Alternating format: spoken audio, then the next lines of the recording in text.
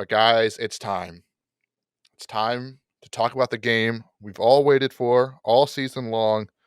A lot of us didn't think we'd get here.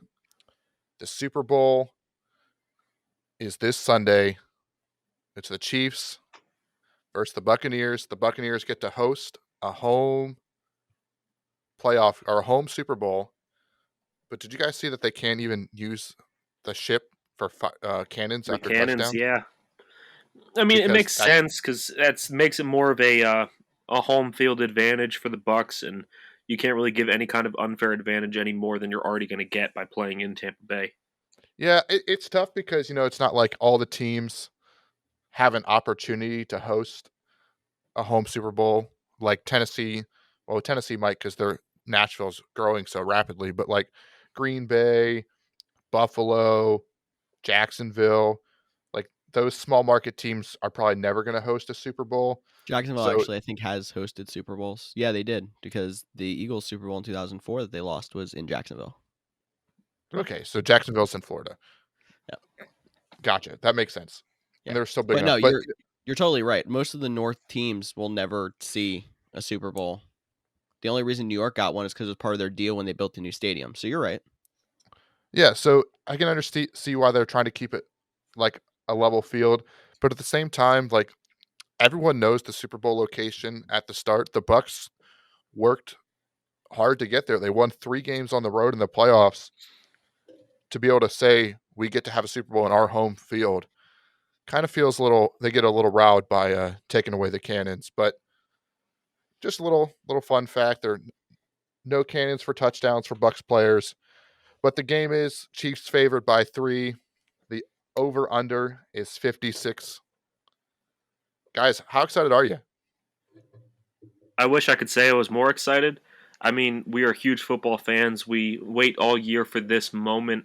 Um, but it's a little disappointing, in my opinion, because it feels like every year we watch Tom Brady in a Super Bowl, and I'm just kind of tired of seeing it. And I feel like the Chiefs are that next team. I think that Patrick Mahomes will be that guy that's in every Super Bowl for the next 10 years. And I think it would have been nice to see some different teams in it. Now, I know Aaron Rodgers has won a Super Bowl in the past, but I would have loved to see him versus Josh Allen, Bills versus Packers. I thought that would have been a much more exciting Super Bowl, but you know what? It didn't happen. We can't dwell on the past, and with us being here at this point, you still got to just love it for the game and the fact that we actually made it to this point in this season when nobody really thought we'd make it through.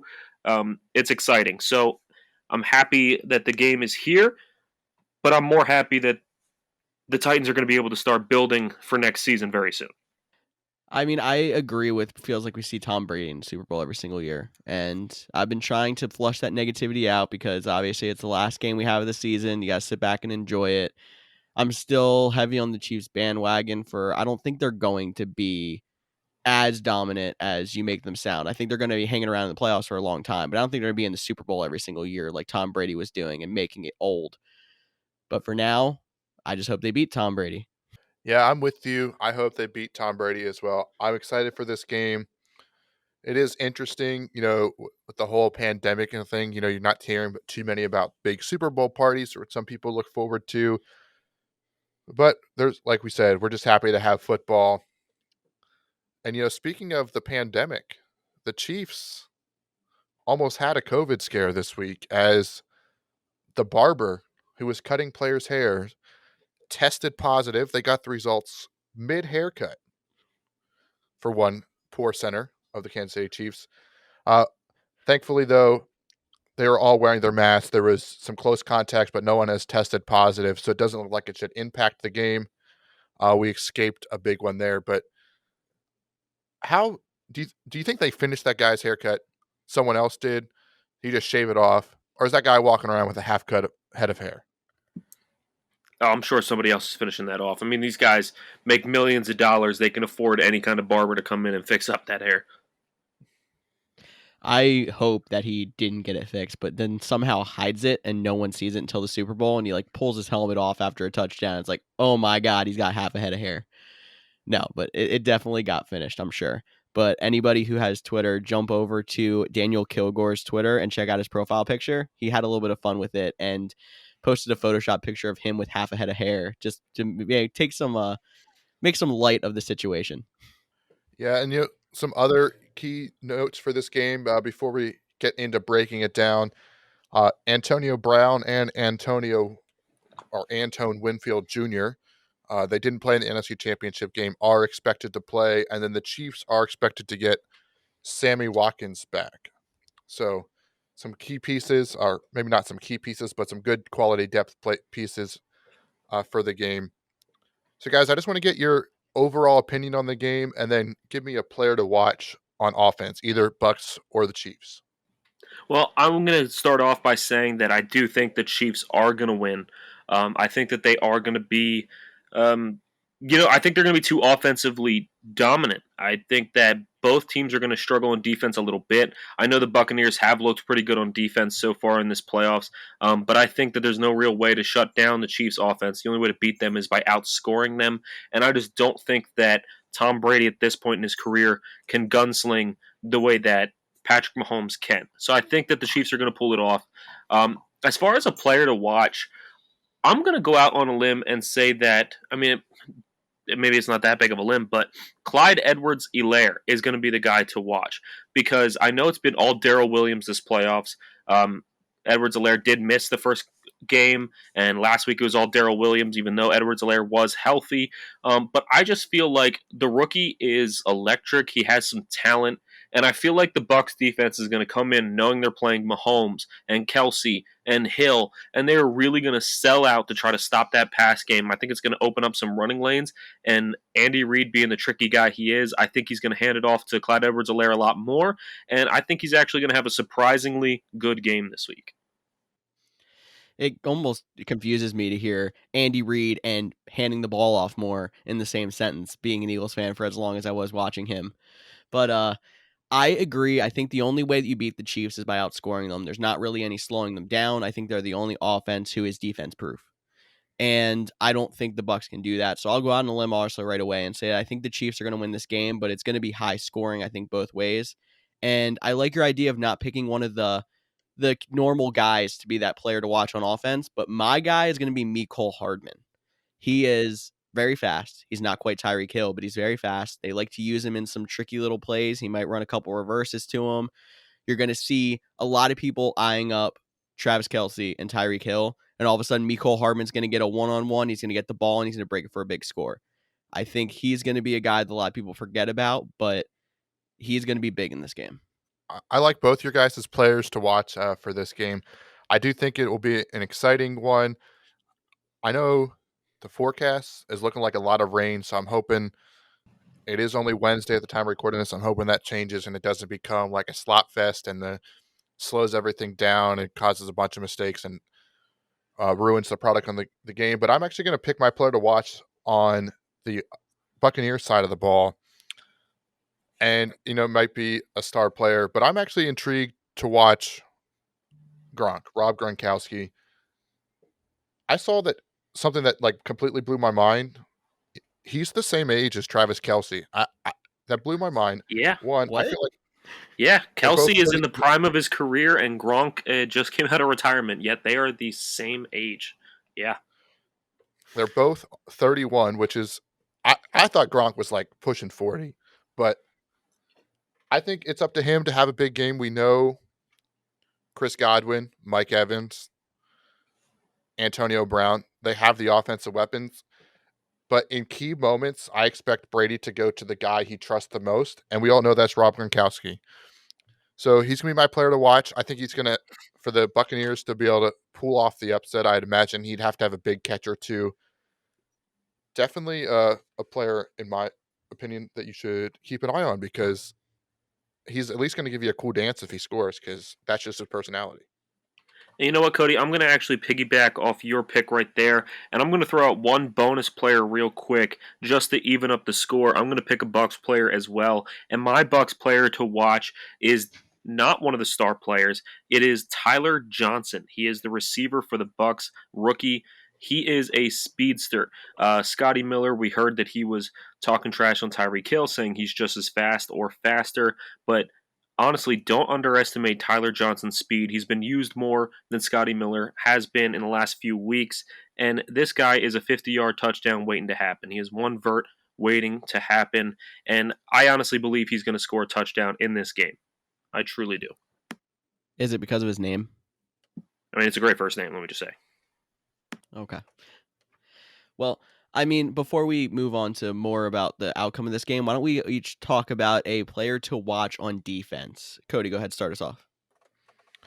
All right, so for the player to watch on defense, I'm going to stick picking the Bucks players to, and guy I'm going to keep my eye on throughout the game is Jason Pierre-Paul. He's had a little bit of a resurgence the last 2 years in Tampa Bay. He's playing great right now, and he has some experience in the Super Bowl against Tom Brady. Now he didn't have as many. He has less fingers now than he did when they played in the Super Bowl, but he's Ouch. still playing great. I think it's going to be, especially with the loss of Eric Fisher in the AFC Championship game, going up against the guy that's going to replace him at left tackle. I think he has an opportunity to be a difference maker in this game. Start getting Patrick Mahomes running, start getting him pressure, start forcing some throws that maybe he wouldn't make if he had a clean pocket. Jason Pierre-Paul is a guy I think you should keep a close eye on. I'll flip it back to the Chiefs side again for my pick here, and I'm going to go with the Honey Badger, Tyrann Mathieu. And I think there's going to be a lot of passing the ball to try to keep up with the Chiefs in this game. And Tyrann Mathieu is a big ball hawk back there in the secondary. He could get a pick or two of Tom Brady in this game, and that could be all that the Chiefs offense needs to put enough separation and win this game. So I'm going to say Tyrann Mathieu. He's been there before, and he'll be there again. He's going to be the player to watch on defense. It's a great pick, and he'll probably also be matched up a lot with Rob Gronkowski. So maybe you should watch both mine and George's player. That's a great point. That could be a big matchup and could end up being a matchup that decides the game. Well, guys, I'm going to go with Devin White. I know it's the obvious choice, but for my defensive player to watch, he is just so fun to watch. He is a game wrecker, and I think he will do just that in this Super Bowl. I think he's going to get in Mahomes' face. I would say that he might force some bad throws, but even the ugly throws from Mahomes seem to still look good. But I still think that he is going to make his presence known. I really like Devin White in this game, guys. Yeah, I think Devin White and Levante David, they're probably the best linebacking core. So I love that pick. Devin White is so fast, so fun to watch. It's a player that everybody wishes was on their team. That's for sure. But, if we're going to talk about the players to watch, we also got to talk about the X factor. The guy might surprise people. Maybe it's Harrison Butker. I don't know. Who do you guys got as your X factor? I have a tough choice deciding between two.